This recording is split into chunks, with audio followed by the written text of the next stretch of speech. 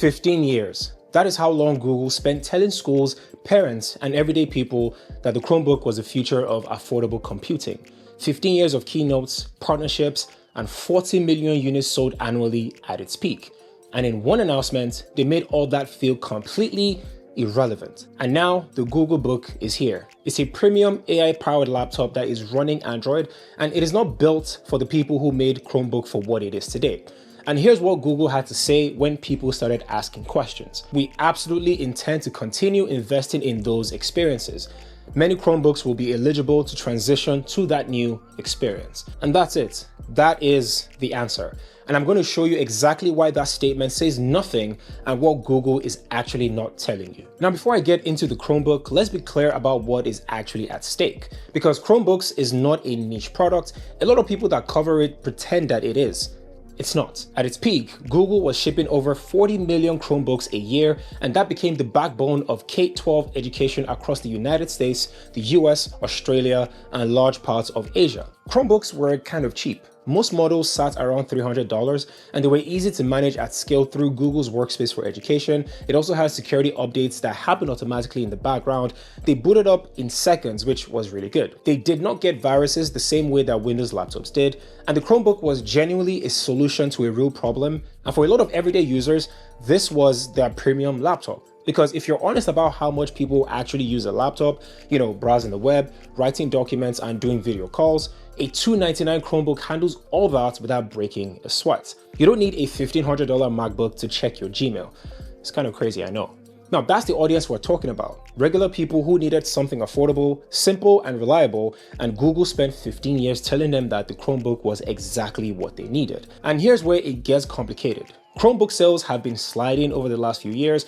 We're talking about over a 60% dip in shipments from the peak numbers. Now, the pandemic boom that flooded schools with Chromebooks inevitably cooled off, and Google have been quietly watching that market dip for the past couple of years. So the platform was already under a lot of pressure. Then Google walked out and announced the Googlebook.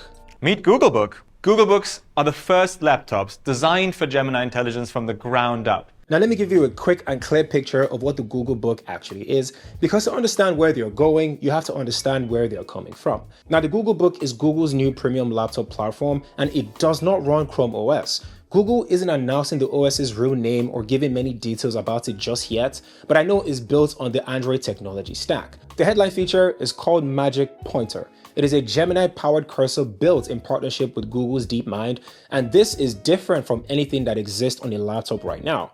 It reads what is on your screen in real time and proactively suggests actions before you even ask. You point your cursor at a date mentioned in an email, for example, and it offers to create a calendar event. Select two images side by side, and it offers a different way to bring them together. Now, beyond the powerful features that are coming to the Googlebook, my personal favorite is the fact that it can integrate with your Android phone seamlessly. You can run phone apps on your laptop. You can check the files on your phone on your laptop. It is the kind of deep ecosystem play that Apple has been running between the iPhone and the Mac for the last few years. Except now that Google is finally taking it seriously. They also announced a number of hardware partners that are going to be producing the Googlebook, so that is nice to see. Every single Googlebook will ship with a glow bar, and this is a light strip running across the chassis that Google describes as functional and beautiful. And they haven't explained what it does exactly, which is an interesting story on its own, but I'll save that for another video. So if the Googlebook is the future, and Google is clearly betting that it is, where does that leave the people that the Chromebooks were made for? Okay, let's go back to that statement. I want to go through it very carefully because the gap between what Google said and what people actually need to know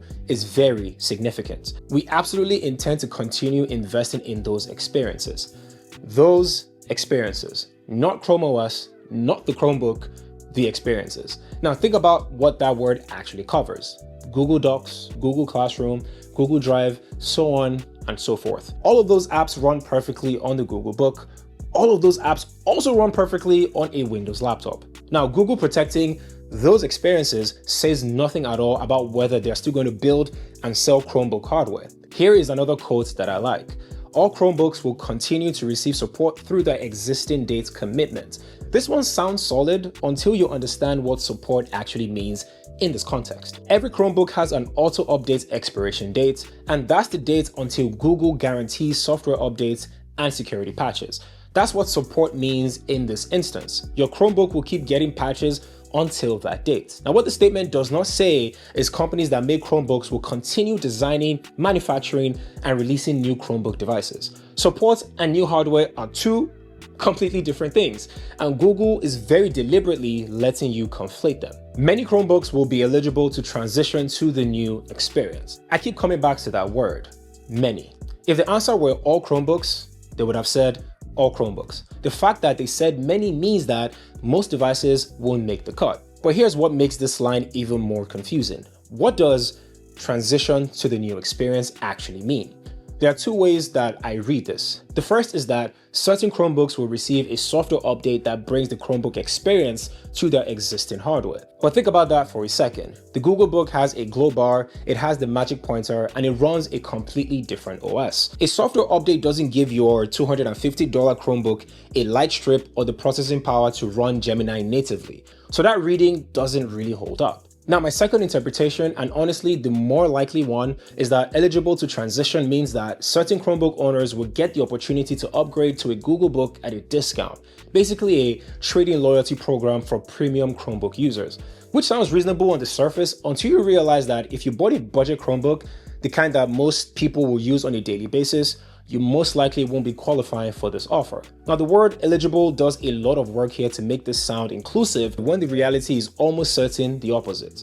Google hasn't certified any of this, so right now it's all speculation. But the fact that a single sentence from an official statement requires this much unpacking tells you everything you need to know about how much Google actually wants you to understand what's coming. Now, the last one is, we'll share more details closer to the launch. And that's the line that confirms everything for me.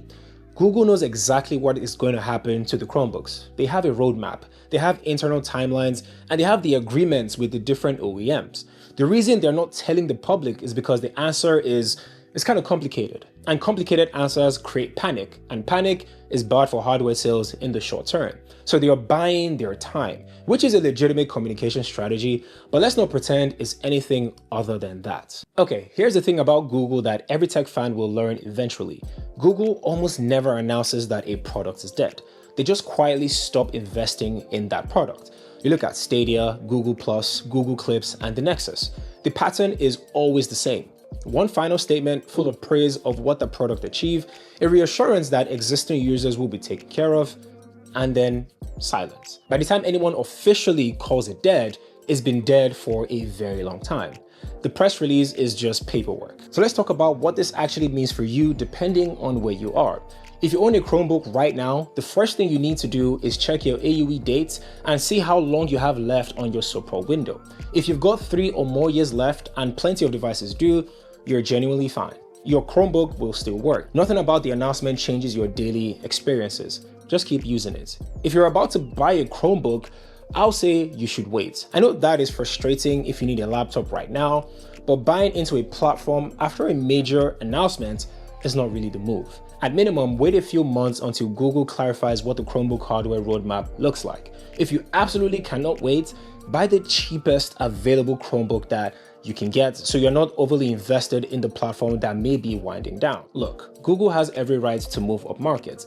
The Googlebook looks exciting, and I'm going to be covering it extensively as we get closer to the launch. But right now, at this moment, millions of people are sitting with the Chromebook wondering if the device they rely on a daily basis just became an afterthought or there's more.